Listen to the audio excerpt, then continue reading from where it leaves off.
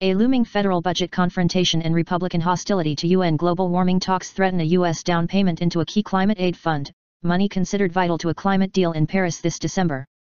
President Barack Obama had requested $500 million in the 2016 budget for the first tranche of its $3 billion pledge into an unadministered Green Climate Fund, GCF, that would help poorer countries make a transition to clean energy technologies and adapt to climate change. But congressional Republicans have vowed to oppose that spending request, and the wider dispute between the president and Republicans over the federal budget has raised the possibility that Obama will not be able to guarantee that U.S. funding before the December summit. Some U.S. officials have started to warn island states and developing countries, among the fund's main potential beneficiaries, of the looming shortfall. The fund is seen as a down payment by rich countries toward a longer-term climate finance package that would total $100 billion a year by 2020, an amount that developing nations say is a condition for them to sign on to any deal in Paris that would reduce global carbon emissions. So far, 43% of the $10.2 billion pledged to the climate fund has not been fulfilled, with the United States responsible for most of that shortcoming. If there's not a firm commitment to financing, there will be no accord, because the countries of the Global South will reject it, French President François Hollande said this month. A U.S. State Department official told Reuters that meeting its funding pledge is a key administration priority and said its ability to convert it into an actual contribution is key to advancing U.S. interests globally. We are working intensively with Congress to make this appropriation happen, the official said in a statement. But with just 2 months left before the Paris talks, the funding faces stiff resistance.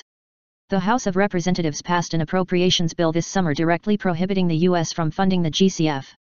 And an aide to the Senate Environment Committee aide told Reuters that Republican senators plan new legislation this fall requiring congressional oversight for GCF funding.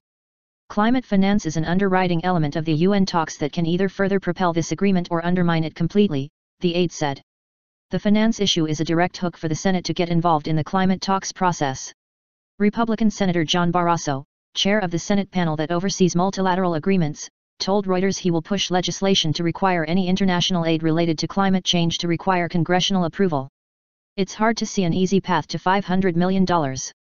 It will be difficult, if not impossible, to have congressional loose ends tied up by December, said Karen Orenstein, senior policy analyst at Friends of the Earth, an environmental advocacy group.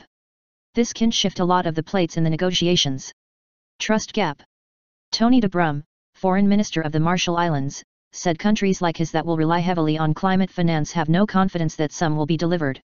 The fact that the United States, which originally put the $100 billion target on the table, is yet to make its own initial contribution to the GCF is a cause for concern, said DeBrum.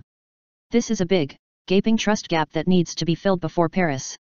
Religious groups joined environmental organizations to press for Congress to approve the funding and have been lobbying since the August recess. Reverend Mitch Heskix of the Evangelical Environment Network said his group has met with Senate Republicans such as Lindsey Graham, Lamar Alexander, and Bob Corker on key committees such as Appropriations and Foreign Relations. We are working with Republicans in the Senate to show them this is a moral issue for us, Heskix said. We are going to do all that we can to make sure these funds are appropriated and released.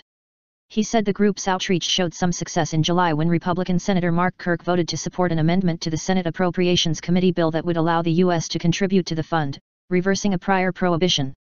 Developing countries warned U.S. officials not to use congressional politics as an excuse for not living up to their financial commitments. The Americans always say, "You know how hard it is for us to deal with Congress on the budget," said Ronnie Jamiao, UN ambassador of the Seychelles, a member of the Association of Small Island States negotiating bloc. Obama cannot come to Paris and not put money on the table.